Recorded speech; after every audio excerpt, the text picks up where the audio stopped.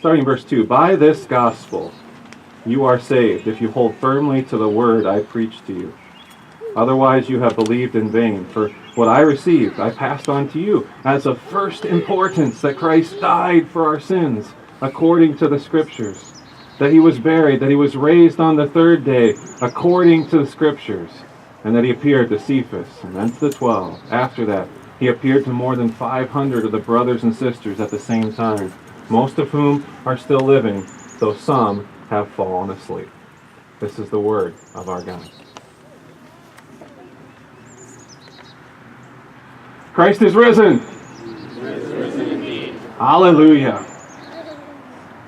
The event of this day, in some ways, is challenging, and it's probably good for us to talk about that. There may be somebody here who still has uncertainty, who doesn't quite yet know what to believe about this event. And for the rest of us who are here, it's good for us to review why we believe and why it's so important. The event at the center of this day, after all, is, number one, something that you don't see. And number two, it is something that shatters the boundaries of normal, the realities that constrain us otherwise. Let's talk about those 2 points separately. What do you do with something that is outside of the normal, beyond the observable laws of science? I mean, you know, we all love an impossible story, don't we? I've read that the Avengers Endgame is set to open this coming weekend, April 26th. Anybody keep track of that? So the superhero genre is huge. There's a lot of dreamed up stuff, of powers and of happenings that are disconnected from reality. It's entertaining to watch, but you can't go jumping off of buildings like Spider-Man and expect to live. Not in real life. So you and I both understand the importance of separating out fact from fantasy. But there is a difference that I want to pose to you between two scenarios. The one is where we, dreaming of a human being able to do more than is humanly possible, make up a story about someone who throws off the limitations that usually constrain us as mere mortals that we are. But you and I can tell that for what it is, right? It's make-believe. We can at the same time realize another scenario where there is one who is vastly superior to our comprehension. And if he proves himself to be true, and if he proves that he has power more than ours, and isn't just a fictional character of our making up, but is real, then who are you or I to say, nuh-uh, can't happen? So that's the place. That's the place we arrive at the center of this day that we celebrate today. It's the otherwise unheard of. A man raising himself back to life after death. Look to see. What do the facts indicate? And if it is true, then Jesus is beyond and above the limitations we know and see about ourselves. 1 Corinthians 15 lays out the facts, presents them. It's almost like the facts are set in front of you like evidence entered into a courtroom case. You hear that beginning at verse 4, where we hear Jesus showed himself alive after being dead and buried. On numerous occasions, giving this proof. He appeared. Some of those appearances were to individuals, some were to groups, and then at one time the crowd was as many as into the hundreds. Specifically, 500 is mentioned. The fact that most of those witnesses, that they were still living at the time Paul passed on this message to the Corinthians, that's something that shouldn't go past our observation. Think about what that means. This evidence was able to be confirmed in those immediate years after the event took place. The people could actually go and talk to the eyewitnesses. This wasn't done in secret. In fact, they were encouraged to go ahead and find out from the first-hand witnesses the facts. And then there's this. Later in this chapter of 1 Corinthians 15, in verse 30, Paul comments about another thing that we should take in. He brings up living under danger and facing death. And that's a fact he was talking about those first followers of Jesus, who in many cases faced threat and even were tortured and even died rather than give up the thing that they had seen. They knew this fact. They knew Jesus had risen back to life after death, and it meant everything to them. So there it is. We've got the evidence. The evidence is in place for us, and yet I want you to see a simultaneous truth.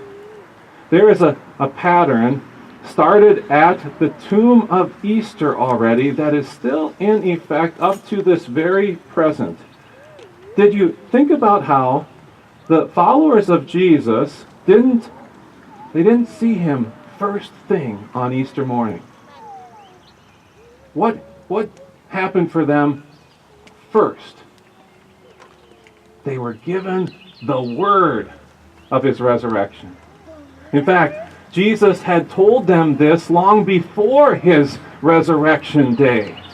This would precisely be what would happen. He said that he must be delivered over into the hands of sinful men, be crucified, and then be raised on the third day.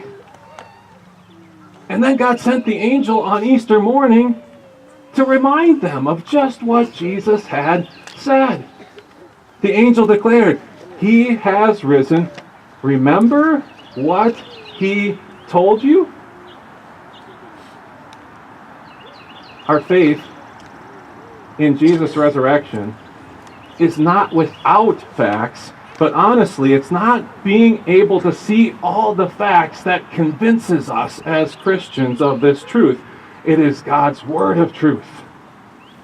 It is hearing God's word. It is reading God's word. It's studying it. It's poring over it, because in all of this, God is pouring his truth into our hearts. That's what we hear about the Christians in Corinth, too. Follow it through in verses 1 through 3 there. What do we hear?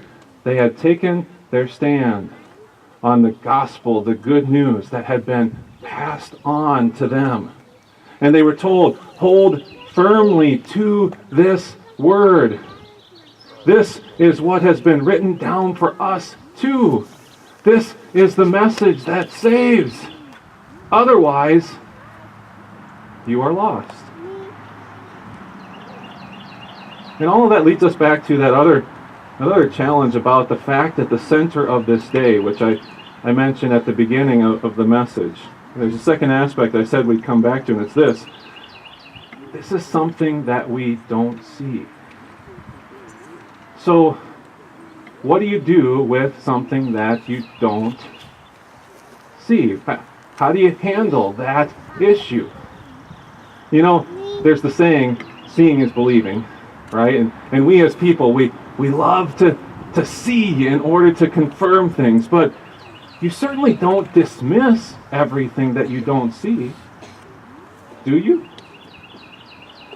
When it comes to just to the observable world around us and learning about our world, a notable guy like Albert Einstein would object to that course of action. He talked a lot about imagination as an important element in learning and understanding our world and life around us. What was he saying by that? Imagination. He wasn't saying by imagination to pretend that something is there that isn't real. What he was telling you is he was talking about the ability to grasp and know something that though it isn't seen, it's really there. You can understand how important this is when you start to name off examples of where this is in play. Think about the law of gravity. You don't see gravity, but we know what it is, and we know its importance. In fact, there is tons of stuff where we do this, right? Something that we don't see, we believe beyond a doubt. Now, shift to the area of spiritual truth. Now, you're outside of Einstein's area of expertise. Right here is your textbook. What do you do? What do you do with spiritual truth? When it comes to Jesus' resurrection, God isn't asking you to pretend that something happened that isn't real. What God makes the case for in His Word is there are certain truths that you can't see, and yet they are real and fact. Jesus is risen. Jesus is alive. Jesus is present right here, right now, even though our physical eyes can't see that. And how much rides on this? I mean, that's ultimately what everything is about. How much rides on this fact? There was a write-up on the topic of Easter in a year past that I saved where an individual posted this suggestion. Here's the quote, that he suggested that we move beyond this teaching of the physical, literal resurrection of Jesus in Christian churches. You see, he's swinging a wrecking ball at the event, at the center of this day that we celebrate. He wrote, I want to share why I think this seriously undermines the credibility of Christianity. Dead people don't come back to life, especially after 3 days. He went on, this literalized mythology, which so many Christians continue to profess, is really hurting any credibility that Christians may have had. We also acknowledge that there is something that would undermine the credibility of Christianity, but we stand on the other side of the issue from him. We say that the credibility of Christianity entirely depends on the fact that we celebrate this day being true. The author of that post spent a lot of the post trying to talk about his thoughts that there are inaccuracies in the Bible. And if that were true, then how much of this could you really trust? But the facts reveal something different. This Bible is all true. The places in the Bible that are mentioned, they've been dug up. The people that are mentioned in the Bible, historical figures, they've been confirmed as real people. And events foretold. Hundreds of events foretold before they ever happened came true. None of them false. In the Old Testament times, there were prophecies about nations rising and falling, and everyone foretold happened just as written. And when you come to the life of Jesus, you have his birth foretold, and you have the type of miracles that he would do foretold, and you have especially the details of his last days foretold, and the type of suffering that he would face. And all of it happened just as it was said. And then there's this day. Jesus' resurrection was foretold in the Old Testament. His physical bodily resurrection, that his body would not see decay, is spoken in Psalm 16, and it happened just as written. Now, that draws us on to answer the meaning of this all. The meaning of this all for all of us. The blog writer, which I've been quoting, he offered this conclusion. He wrote, there are many alternative ways to view the resurrection. He's still offering something besides Jesus' bodily, physical resurrection. He wrote, there's many alternatives, including this idea, the rebirth we all have when we give of ourselves for others. Now, it is certainly commendable when you're thinking about giving yourself for others. But if that is all that we have, for the message of Christianity without the resurrection of Jesus, what do you do? What do you do about all of the times you failed to give and failed to love as God commands? What do you do about all of the times that you have been so selfish and rude and angry towards others, and you've ended up hurting them through your words and your actions? If someone wants to stand before God and be judged based on their record in life, even if they have in many ways and at many times, in a real way, given of themselves for others, what will a holy God still have to give as a verdict for people who still have sins from their lives staining their souls? He will have to give the verdict where there is sin still hanging on people's own account. He will have to give the verdict of away from me forever. For sin cannot remain in our holy God's presence. It cannot remain in eternal life. That's not good news. That's not the gospel news. That's not a message that in any way saves. And so you see the importance of these words right here. These words of first importance, that Christ died for our sins according to the Scriptures, that he was buried, that he was raised on the third day according to the Scriptures. That's God's answer.